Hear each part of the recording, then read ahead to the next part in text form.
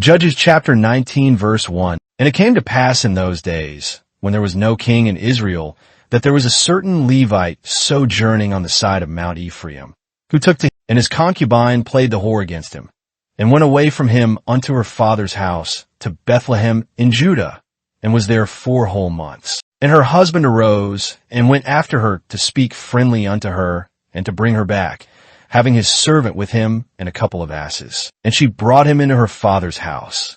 And when the father of the damsel saw him, he rejoiced to meet him. And his father-in-law, the damsel's father, entertained him, and he tarried with him 3 days.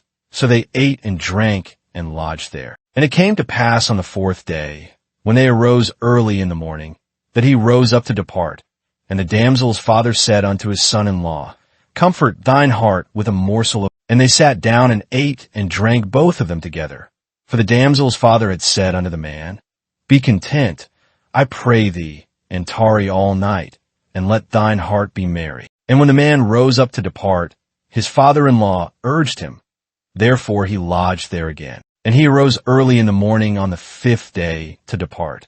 And the damsel's father said, Comfort thine heart, I pray thee. And they tarried until afternoon, and they ate both of them. And when the man rose up to depart, he and his concubine and his servant, his father-in-law, the damsel's father, said unto him, Behold, now the day draweth toward evening. I pray you tarry all night. Behold, the day groweth to an end. Lodge here, that thine heart may be merry, and tomorrow get you early on your way, that thou mayest go home. But the man would not tarry that night, but he rose up and departed, and came opposite Jebus, which is Jerusalem. And there were with him 2 asses. And when they were by Jebus, the day was far spent.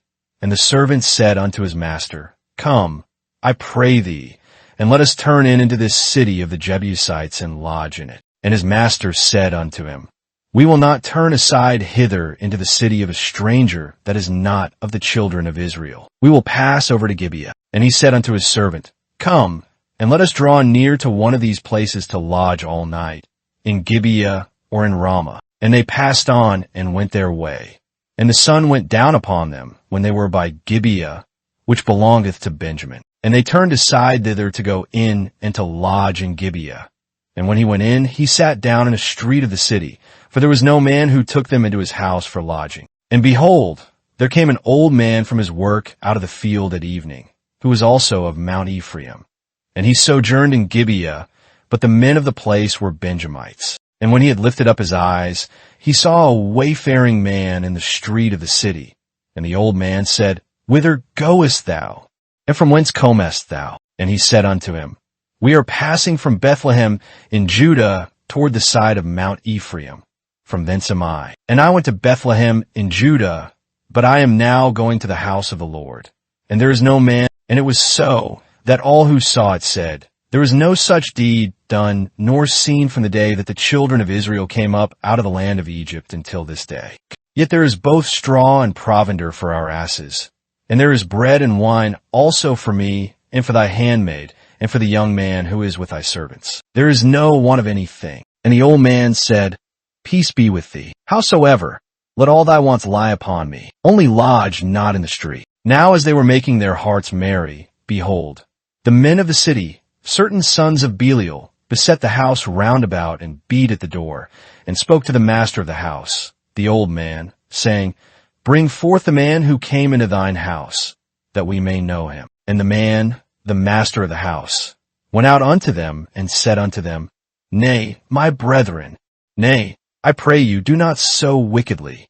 Seeing that this man has come into mine house, do not this folly. Behold, here is my daughter, a maiden, and his concubine. Them I will bring out now, and humble ye them, and do with them what seemeth good unto you. But unto this man do not so vile a thing. But the men would not hearken to him. So the man took his concubine, and brought her forth unto them. And they knew her, and abused her all the night until the morning. And when the day began to... Then came the woman in the dawning of the day, and fell down at the door of the man's house where her lord was, till it was light. And her lord rose up in the morning, and opened the doors of the house, and went out to go his way. And behold, the woman, his concubine, had fallen down at the door of the house, and her hands were upon the threshold. And he said unto her, Up, and let us be going. But none answered. Then the man took her up upon an ass.